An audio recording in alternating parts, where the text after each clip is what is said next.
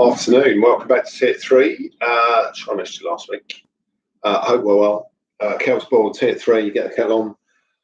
Digestive biscuit, anybody who's watched me, Britain's favourite biscuit, not chocolate related, chocolate digestive, non-chocolate digestive. We're all having a good day, sun's out here, it's lovely.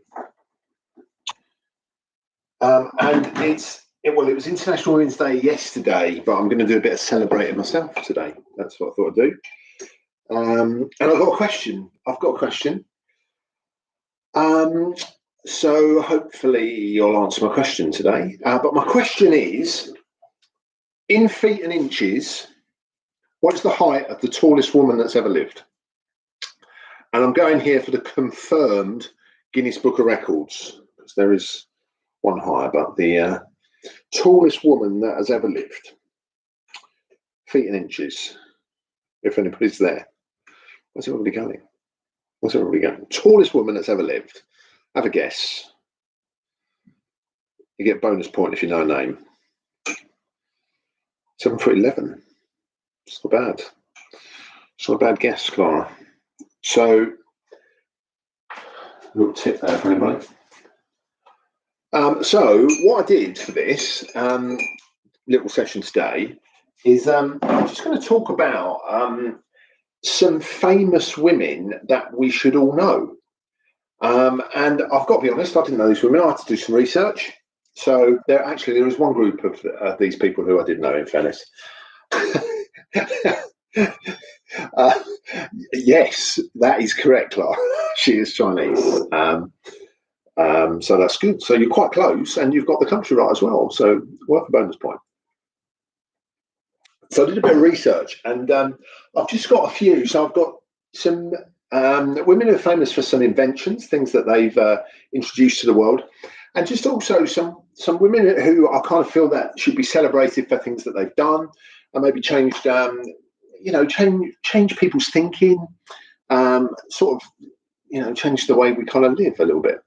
So the first one, and I've got a few notes, so bear with me if my eyes keep flicking up, but there's a lady called Maria Beasley, who was born in the mid-1800s. And she was an inventor. That was what she kind of did. And she was known to, one invention made her very, very rich. She made something that generated £20,000 a year as income when the average salary was about £3 a year. That was a barrel making machine. But that's not really what Mary Beasley is absolutely key for, because in 1880 Mary Beasley invented the Life Raft. And now life rafts on boats, there was life rafts, a bit like the ones that you'd see kind of in films, like with just struts of wood. But Mary Beasley Maria Beasley invented the ones that kind of fold, so they could get more on and they'd be more supported and the waves wouldn't crash over. And that was something that she introduced. Now, then we get into some of perhaps the battles that people are facing. I do apologise, something's just beeped on the phone, if you heard that. And that was the fact that when she actually died, she was written down as an unemployed housewife, which isn't great. So that's some of the challenges that people constantly face. So Maria Beasley, the Life Raft, good one. Second one, a lady called Margaret Knight. And this is another belter, invented the paper bag in the mid-1800s again. But her idea was actually stolen by a man who said, I've invented this. This is my patent. And it actually said that because a woman wouldn't be able to come up with the design for this, at which point Margaret Knight produced the designs of her patent. And she is credited still with the paper bags, that the brown paper bags that you kind of put your stuff in, like greengrocers, stuff like that. That comes from Margaret Knight. So one lady called Mary Anderson, and I think this is a cracker as well, because Mary Anderson is responsible. And again, we're talking about just the turn of the 20th century. But there's a few people joining here. I've got a question. Celebrating women today. Who's the tallest woman, or not who? What height is the tallest woman who's ever lived? And there's just one guess at the moment in there. Clara at 7'11". The height of the tallest woman who's ever lived, as agreed by the Guinness Book of Records. So I'm after that one. Just to help you out, she is Chinese. Mary Anderson, though, and I do particularly like this, just at the turn of the 20th century, invented windscreen wipers. And at the time, bus drivers they just used to open the window, trolley bus drivers. They just open the window. So when it was raining, they would open the window so they could see, because otherwise the rain would obviously blur their view. And she took this idea to various manufacturers, and it was rejected in 1905 as inappropriate and would never work. And it took another 17 years, and Cadillac became the first vehicle that actually put windscreen wipers on a vehicle, 1922. So the windscreen wiper, without that invention by Mary Anderson, nobody would see where they go. Lady called Sarah Breedlove is my next one. Again, late 1800s.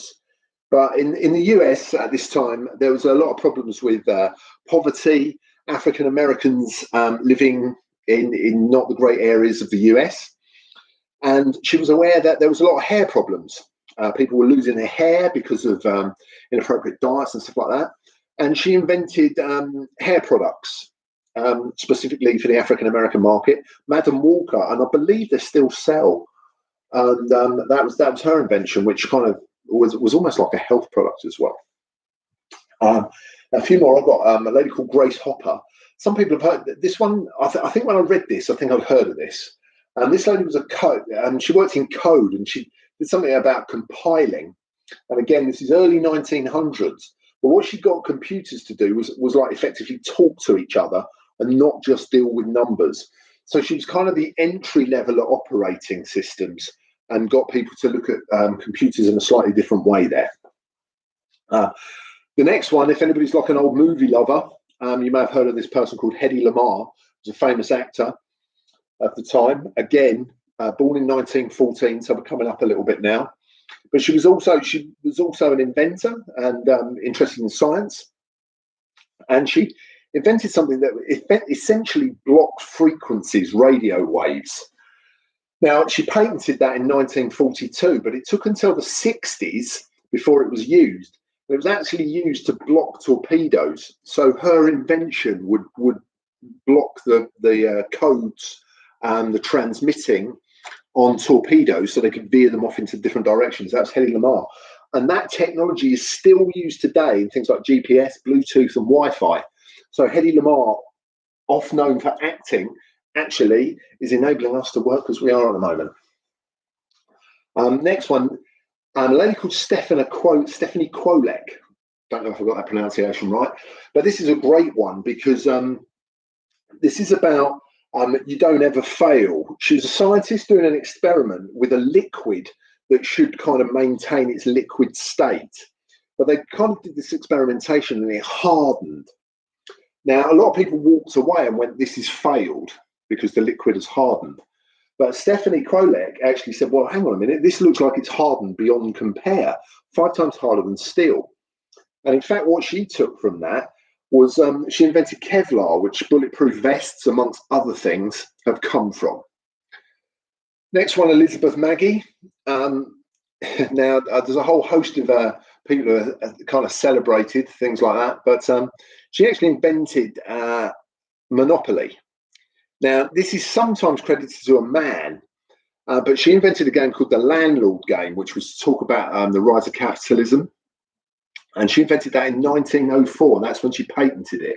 So Elizabeth Maggie, and we've got probably quite a few people who had a game of Monopoly over lockdown. Now, these last few that I just want to throw in are just people I think that these are people we should be celebrating. There were some great inventors, but there's a few other ladies that I think we should really be celebrating. The first one's called Marsha Johnson. There's a transgender woman in the US and was part of the Stonewall activities that kind of rose to prominence and enabled things like gay pride to happen. And Marsha Johnson is still out there, and she said, what is there if there is no world for love? So Marsha Johnson, a prime activist in that arena. Now, just a few more. I've got Sylvia Pankhurst, who a lot of people would know the surname, but would they know the Christian name? And Sylvia Pankhurst was Emmeline's daughter. But unlike her mum, she chose to work with men to try and change thinking. She also employed the first black journalist.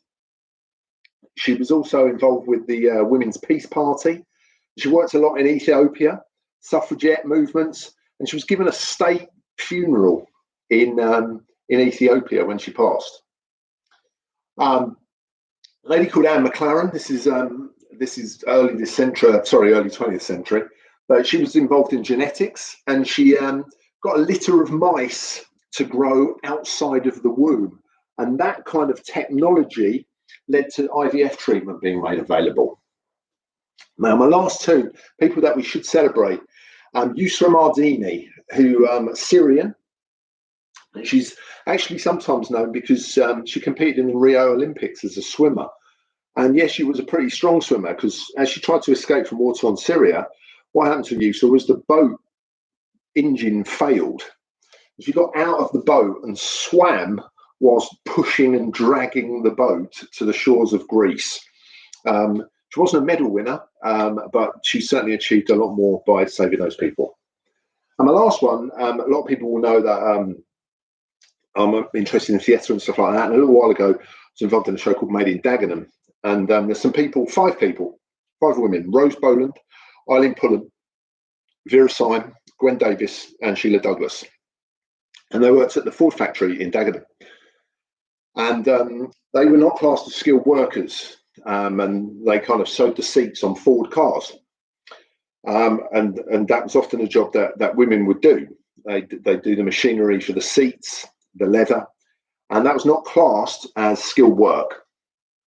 However, a lot of the jobs above them, the grade above, the grade was classed as skilled work. They were primarily done by men, and those five ladies kind of set about changing that. And they brought the whole of Ford nationally to a standstill in the late 60s. It actually provoked the Equal Rights Bill of 1970 to be written. And they did a lot of work with the government, and a lady called Barbara Castle was an MP at the time. But it took really until 1984 for things to really change. And in fact, another strike up in Liverpool. But those five ladies, although those names don't appear in the film or the show Made in Dagenham, that's who the lead character of Rita is based on. Five people who changed the way that gradings, job equality, the Equal Pay Act was set about. I just, that's to the benefits of Google. I've been able to come up with Maria Beasley, Margaret Knight, Mary Anderson, Sarah Breedlove, Grace Hopper, Hedy Lamarr, Stephanie Quolette, Elizabeth Maggie, Marsha Johnson, Sylvia Pankhurst, Anne McLaren, Yusra Mardini, and my five ladies. Actually, there is one more, and this is worth a mention. Her name's May Carol Jennison, and she was the first African-American astronaut. Now, that's pretty cool, but she was also a doctor in the Peace Corps, equally pretty cool, but perhaps coolest of all, she was the first real-life astronaut to appear in Star Trek. So how cool is that? So all of these people need a bit of celebration. There's a huge amount of steps still to take, but I think I've learned a huge amount by finding out about these people. As for the tallest woman that's ever lived, just a little bit out, but it was 8'1 3/4". So that's a hell of a height. But thanks for listening. Just Google some more, because there's so many women out there who've achieved so much. So thanks very much for listening. It's been an enjoyable one for me just to research. So thanks for tuning in, and see you next week. Thank you.